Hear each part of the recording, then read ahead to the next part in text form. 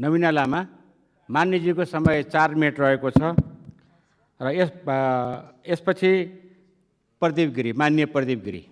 सम्माननीय सभामुख महोदय, कोरोना महामारीको कारणले बजेटको आकार समग्रमा घटेर आए पनि शिक्षा र स्वास्थ्यमा केही बढेको देखिन्छ।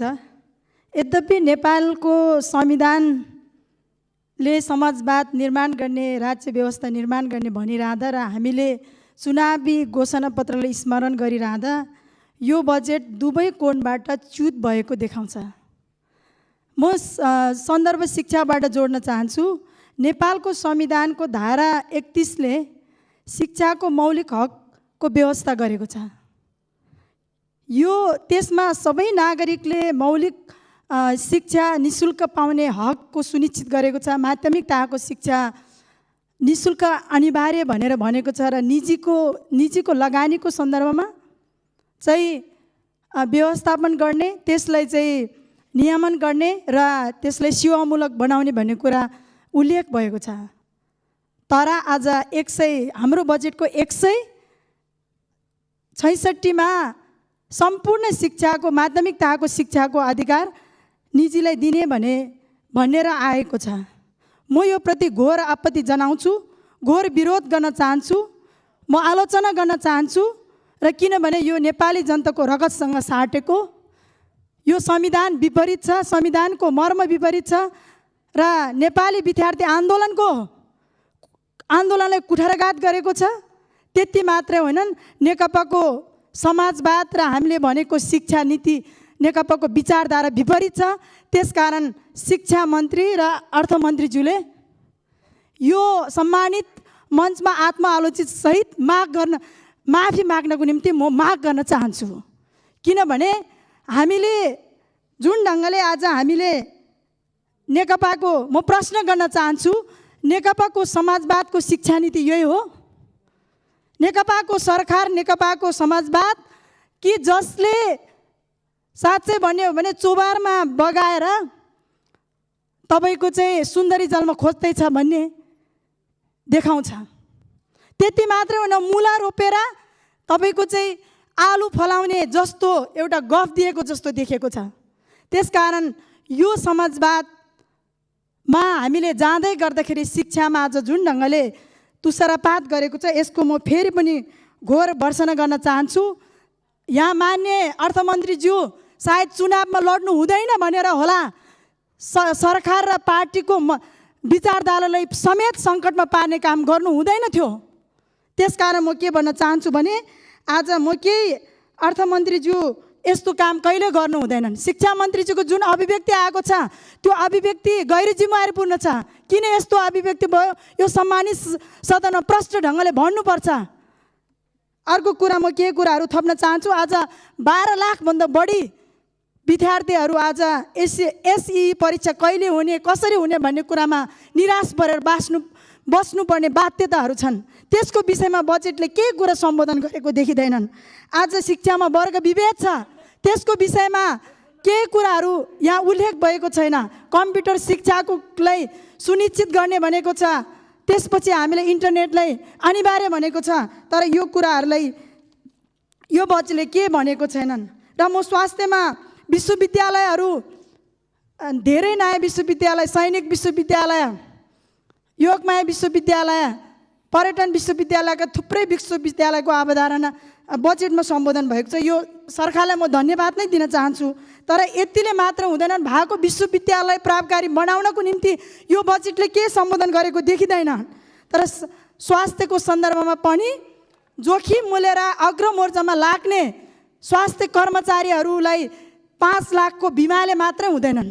म भन्न चाहन्छु उहाँहरूको निम्ति 25 लाख बराबरको चाहिँ बिमाको सुरक्षा ग्यारेन्टी गर्नुपर्छ। महिलाहरूलाई सर एकछिन मेरो एउटा मात्र बाँकी छ। महिलाहरूलाई सर्भाइभल क्यान्सरको निशुल्कको कुरा भनेको छ। निशुल्क होइन, अनिवार्य खोपको व्यवस्था गर्नुपर्छ। सम्पूर्ण 18 वर्ष माथिको महिलाहरूलाई रोकथामको निम्ति त्यो खोपको अनिवार्य व्यवस्था गर्नुपर्छ र 60% स्थानीय तहमा जनतालाई स्वास्थ्य बिमाको अनिवार्य गर्नुपर्छ।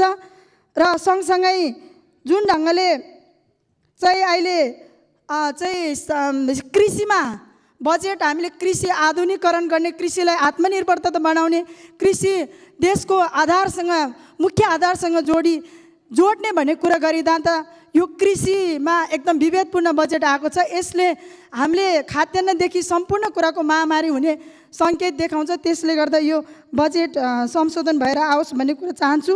र फेरि पनि म के भन्न चाहन्छु भने यो संविधान विपरीत छ र फेरि पनि शिक्षा, स्वास्थ्य, रोजगार जस्ता विषयमा यो मौलिक हकसँग जोडेको छ।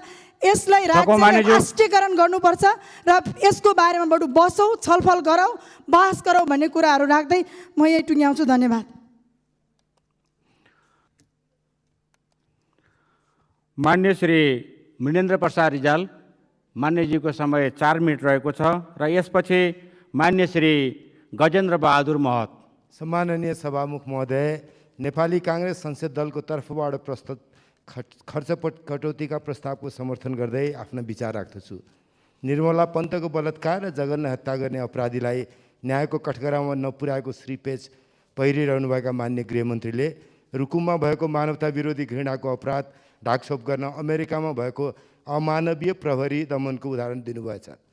दुनियाँभरका सर्वहारा एक हौँ, साम्राज्यवादीलाई परास्त गरौँ भन्ने दार्शनिक पथको अभिप्रेरणामा नेपालमा 10 वर्ष सशस्त्र विद्रोह अनि शान्ति प्रक्रिया अनि त्यसपछिको तपाईँको दलको झन्डै अविच्छिन्न सत्तारोहणका बावजुद नेपाल पनि अमेरिका पो भएछ भनेर चिन्ता व्यक्त गर्नुभएको हो कि भूपी शेरचनले भने चाहिँ घुम्ने मेचमाथिको अन्धो मान्छे बन्नुभएको हो गृहमन्त्रीज्यू।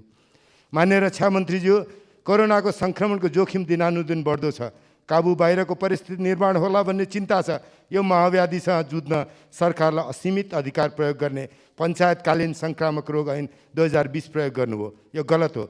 सुरक्षा निकाय, स्वास्थ्य क्षेत्र लगायत आवश्यक सबै सरकारी संयन्त्र परिचालन गर्न 2074मा बनेको विपद जोखिम न्यूनीकरण तथा व्यवस्थापन ऐन प्रयोग गर्नुहोस्। कागजी घोडा चढेर नियन्त्रण सम्भव छैन। जनताले सरकारका निर्णय पालन गर्नु भन्ने चाहना हो भने सङ्घीय लोकतान्त्रिक गणतन्त्र सम्मत, संविधान सम्मत बाटो समात्नुहोस्। यही बाटोबाट मात्रै स्खलित राजनीतिक पुँजी पुनरार्जन हुन्छ। केही गरी बाढी पहिरो आयो भने कोरोना सङ्क्रमण अभूतपूर्व महासङ्कटमा रूपान्तरित हुन्छ।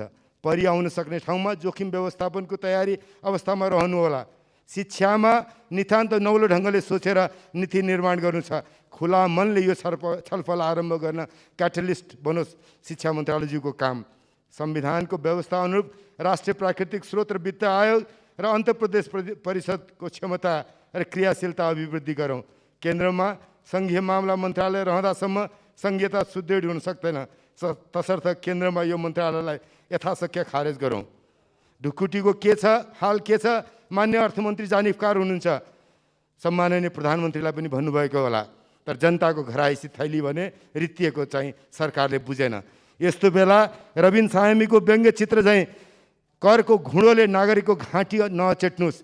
नागरिक दुःखमा छ, सरकार अभिभावकको संवेदना नत्याग्नुहोस्।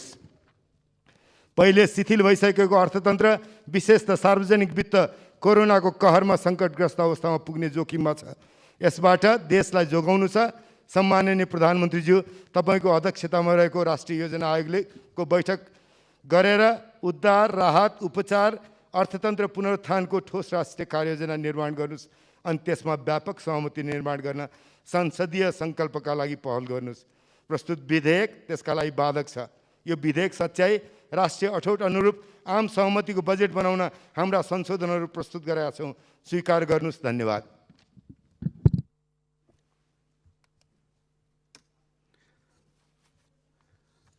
मान्य श्री गजेन्द्र बहादुर महत, मान्यजीको समय 4 मिनट रहेको छ र यसपछि मान्य श्री नवीना लामा। सम्माननीय सभामुख महोदय, आजका छलफलका विषयगत मन्त्रालयहरू लगायत अन्य मन्त्रालयको बारेमा म राख्दैछु। पहिलो कुरा, हाम्रो ऊर्जा मन्त्रालयलाई मन्त्रीज्यूलाई के भन्न चाहन्छु भने जुम्ला जाने ग्रिड 33 केबीको त्यो टेन्डर भएको छ। पोहोर साल भएको हो, यो साल काम सम्पन्न हुनुपर्ने हो। त्यो ठेकदारलाई ताकेता गरिदिनु पर्यो। मैले पहिलो कुरा यही राखेँ। र अन्य अब मन्त्रालयहरूको बारेमा भन्नुपर्दा अब यो बजेट आइसकेपछि अरू मन्त्रालयले अलि अलि सुल्टो बनाउलान् भनेको, तर अब मान्छेहरू सन्तुष्टि छैनन्, हामी पनि सन्तुष्टि छैनौँ। त्यसो भएको हुनाले अब यो सरकारलाई अब खालि गरिराख्नुभन्दा, विरोध गरिराख्नुभन्दा मलाई के लागिरहेको छ भने अब अलि म अनुसन्धानतिर लागिरहेको छु, यो किन यसरी विरोध भइरहेको छ, किन असन्तुष्टि छ। मलाई के लाग्छ भने यो माननीयहरू धेरै भएर विरोध गरे हो कि, मलाई त्यसो लाग्यो मान्यहरू अलिक कम गर्नुपर्ने हो कि, नत्र यो विरोध धेरै हुन थाल्यो। त्यसो भए हुनाले म यो अनुसन्धानतिर लागिरहेको छु। म अर्को कुरा यो के अनुसन्धानतिर लागिरहेको छु भने यति बजेट ल्याउनलाई मन्त्री नै चाहिन्छ, मन्त्री नभए पनि त सचिवले ल्याउन सक्थ्यो यति बजेट, यतिको बजेट। म यो यतातिर पनि अनुसन्धानमा लागिरहेको छु साहु महोदय है। किन चाहियो यो ल्याउनु त, मन्त्री किन चाहियो त होइन, कर्मचारी ल्याउन सक्छन् है। ल्याइहाले पनि अब हामी माननीयहरूले यो बजेट ल्याउन कहाँ जानुपर्छ, यो गुटको सेवा गर्नुपर्छ कि कहीँ भेटी चढाउनु पर्छ कि है, अब यो अन्य अब कर्मचारीहरूको सेवा गर्नुपर्छ कि अब के गर्नुपर्छ। मलाई त के लाग्छ भने यो मन्त्रीहरूले चलाए बजेटै होइन। हरेक मन्त्रालय हेर्छु मैले, सहरी विकास मन्त्रालय हेर्छु, यो सूचना तथा सञ्चार मन्त्रालय हेर्छु, भौतिक योजना मन्त्रालय हेर्छु, त्यहाँ त हरेक कर्मचारीको सिक्वेन्समा आएको, कर्मचारीको सेटिङमा आएको बजेट मात्रै गइरहेको छ। मेरो माननीयको बजेट छँदै छैन, माननीयको बजेट कहीँ एउटा कुनामा छ, होइन भने सबै कर्मचारीले सेटिङ गरेको बजेट मात्रै छ। त्यसो भएको हुनाले म के भन्नु, यो अनुसन्धानमा लागिरहेको छु। अब माननीयहरू चाहिँदैन, माननीयहरूलाई के गर्नु पऱ्यो भने सरकार गठन गरिसकेपछि यो बाटो खर्च दिएर ल जाऊ गर। अब यहाँ सचिवहरू छँदैछन्, सिडिओहरू छँदैछन् है, अब जे भन्यो हस् हस् हस् भनिहाल्छन्। अब हामी माननीय त हस् हस् भन्दैनौँ, आफ्नै सरकार भए पनि भन्दैनौँ, अर्का सरकार भए त झन् किन भन्थ्यौँ र हामीले। त्यसो भए हुनाले हस् हस् भन्ने मान्छेलाई यहाँ राख्नु पऱ्यो है, हामीहरूलाई बिदाई गरिदिनु पऱ्यो। किनभने अब हाम्रा कुनै कुरै सुनिँदैन। अहिले नयाँ जोस र जाँगर आएका धेरै कुरा गर्ने मन्त्रीहरू आएको, केही हाम्रो कुरा सुन्लान् भनेको त झन् यस्तो बेहाल भइरहेको छ हाम्रो। मेरो आफ्नो यो किताब हेर्दाखेरिमा त मेरो एकदम कहाली लाग्दो छ, आफैलाई कस्तो टिल लाग्दो भइरहेछ। म 5 वर्षसम्म के गरेर जाने हो।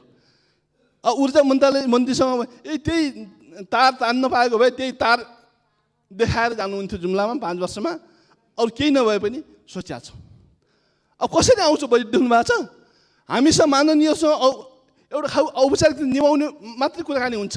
उता के हुँदो रहेछ भने उता निजी कम्पनीहरूसँग छुट्टै वार्ता हुँदो रहेछ, देखिहालियो नि। शिक्षामा केही वर्ष अगाडि यो निजी विद्यालयहरूलाई 1% कर लगाइयो, त्यो यति धेरै विरोध आयो, त अहिले खुसक्क कहाँबाट यिनीहरूले फेरि सेवा, सरकारी विद्यालयहरूलाई सेवा गर्ने कहाँबाट आयो त, त्यो दिलबाट कहाँ भित्रीबाट कसरी आयो, जागिर कसरी आयो। त्यहाँ त पक्कै केही छ त्यहाँ है। त्यो विद्युतीय गाडीहरूमा कर बढ्यो, पक्कै त्यहाँ छ, पक्कै छ। त्यहाँ अब मिठाईमा कर उभइरहेछ, त्यहाँ पनि पक्कै छ। यसो भए हुनाले चक्लेटमा, त्यसो भए हुना हामी माननीय त के छ भने हामी त खालि हाम्रो गाउँतिर उखान गरिन्छ, कामा भाँडौ बिकामा ठाँडो। कामा भाँडो बिकामा ठाँडो भने बुझिराख्नु होला। जति बेलासम्म सरकार बन्ने बेलासम्म हामी भाँडो भयौँ, त्यसपछि ठाँडो भइसक्यौँ। अब यो के गराउने हो, के भन्ने हो, के गाली गर्ने हो, यसले त हैरान मान थाल्यो, यसले त कान खायो भनेर। त्यसो भए महोदय अहिलेको बजेट पुरा कर्मचारीले चलाएको बजेट छ, अहिलेको बजेट पुरा दलालहरूले चलाएको बजेट छ, अहिलेको बजेट भेटीबाट चलेको बजेट छ, जो विकास निर्माणमा गएको। अहिलेको बजेट सबै के छ, गुटबाट चलेको बजेट छ। म यति राखेँ, हस्, धन्यवाद।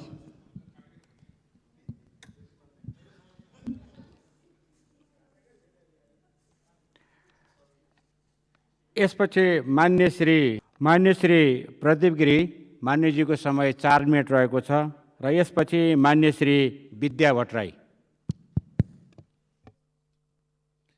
सभामुख महोदय,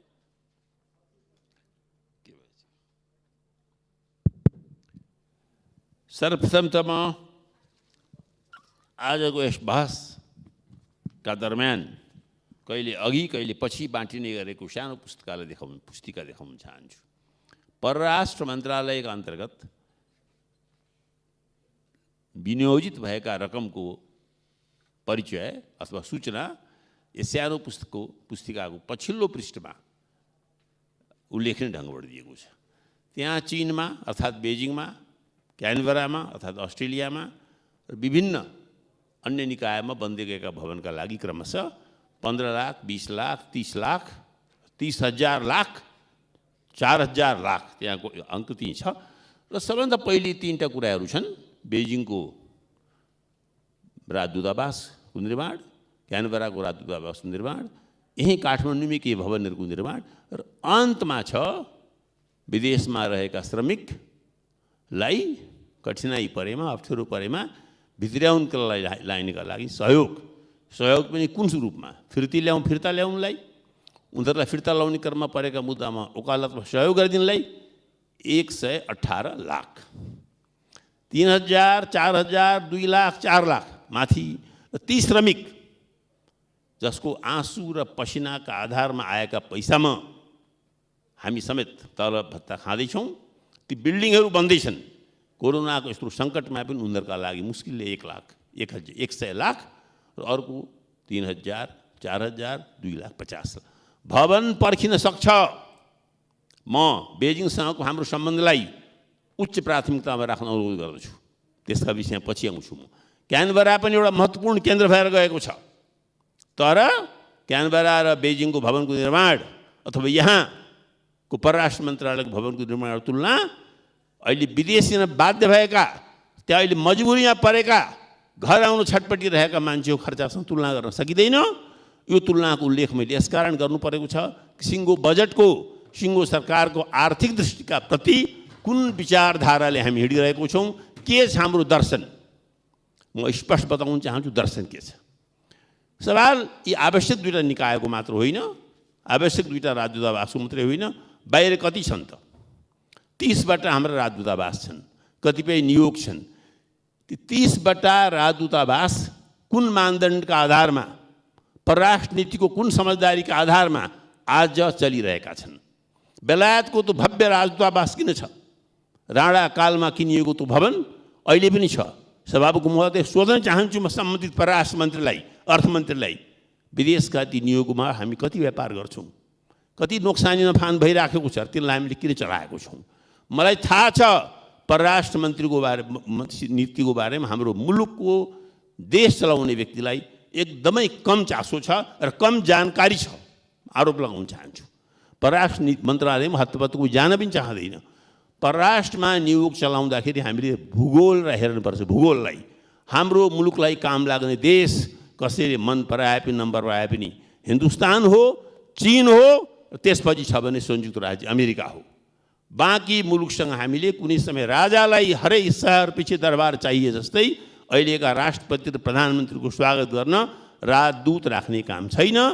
सानो ब्रसेल्सले सिङ्गो युरोप चलाउन सक्छ, साउदी अरेबिया मजदुर जान्छन्, ठिक छ, त्यो खर्च कटौती गर्नुहोस्। र विदेश नीतिमा आइरहेका समस्या, एमएमसीको विवाद छ, रोड एन्ड बेल्ट इनिसिएटिभको आएर हामीले राय बनाउनु परेको छ।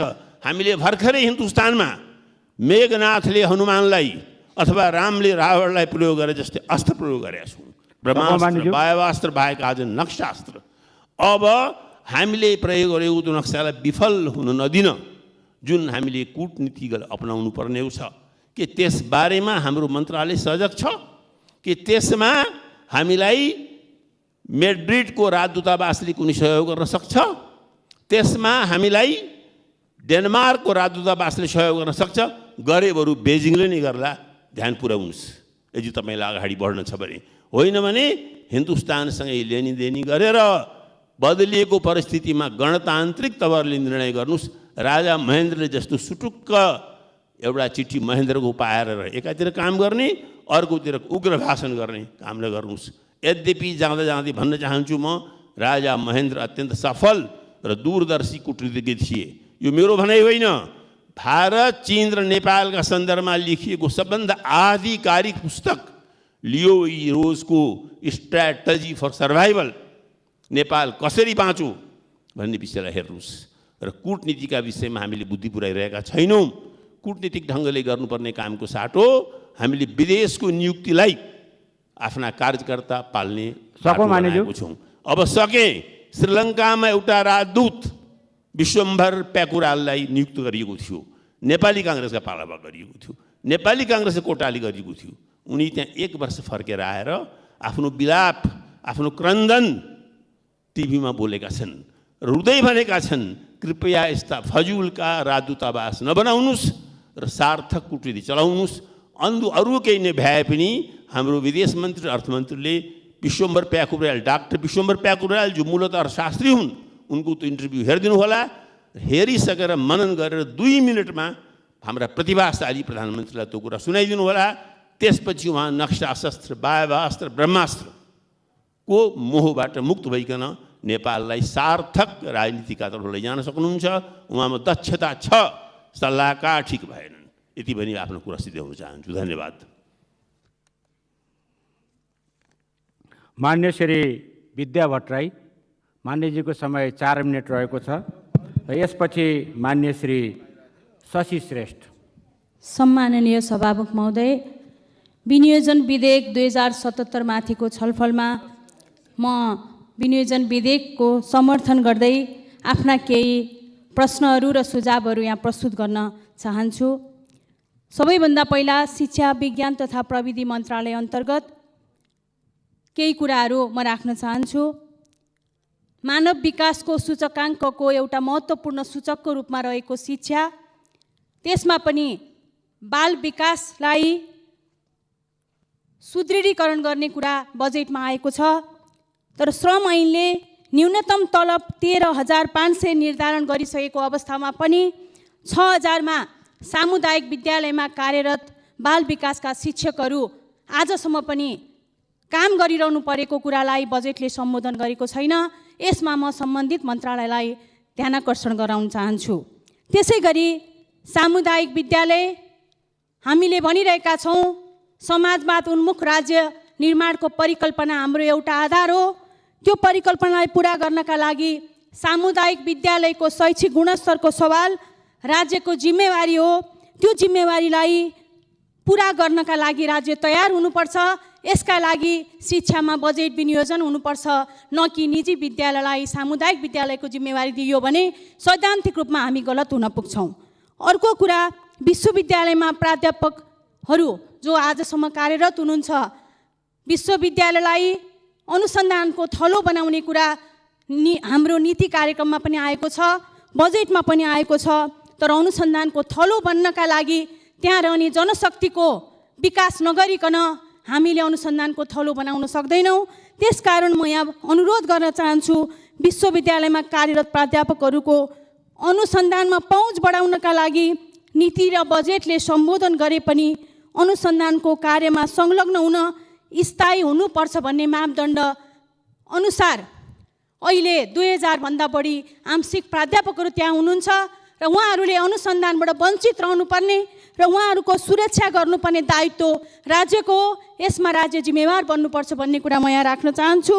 त्यसै गरी विदेश नीतिको अनुसन्धान गर्नका लागि शिक्षा मन्त्रालय अन्तर्गत इन्स्टिच्युट अफ फरेन अफेयर्स क्रियाशील छ।